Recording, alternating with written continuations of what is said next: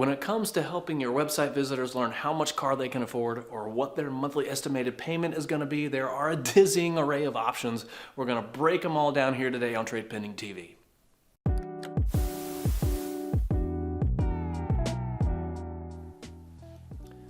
To make sense of this space, you've got to first recognize that you've got all sorts of different people visiting your website in very different stages of their shopping journey. The vast majority are going to be early stage browsers just doing their research. And a much smaller percentage of visitors, usually single digit percentages, are there to build a deal and buy completely online.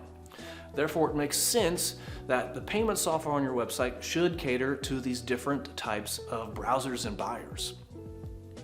Here are the 4 options available to help customers understand how much they can afford when they are checking out your website. The first option is the basic payment calculator. They are super fast to complete, but they have some drawbacks. Namely, they are not great at taking into account all the various factors like credit score, trade-in, specific financing terms, resulting in calculations that are too basic. They also don't include additional costs like taxes and fees and insurance, and this can give the buyers a false sense of affordability, which they're going to blame you for, not the tool. They also usually don't have real-time market data, and with crazy as rates have been, this is probably going to create more problems than it's worth. So next up are the third-party banks that have buttons you can just embed right on your site. The pro here being you get some great name recognition. The downsides being they typically take customers off your site and steer the consumers to work with them, and it removes you from any element of control in the F of the F&I process. Third approach is digital retailing, aka the buy a car 100% online approach.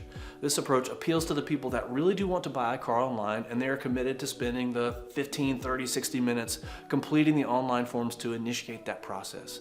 The downside being that this approach doesn't appeal to most of your website visitors, so you will typically see a lot higher abandonment rates if you're steering everyone into this process just to figure out a monthly payment.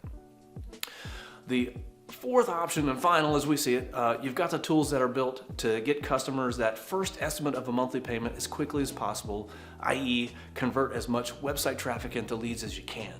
These typically deliver a payment range instead of a penny perfect payment, so it's not going to appeal to those customers that want those exact figures.